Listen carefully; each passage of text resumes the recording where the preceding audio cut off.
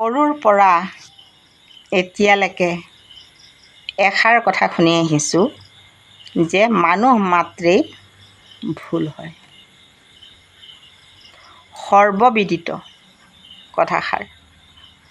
তথাপি দেখোন মানুহে মানুহক ক্ষমা কৰিব নোৱাৰে কিয়? ভুলটো চবৰ দ্বাৰাই হৈ যায়,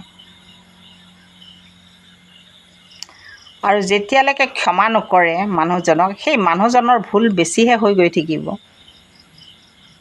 মই এনেকৈ ভাবোঁ।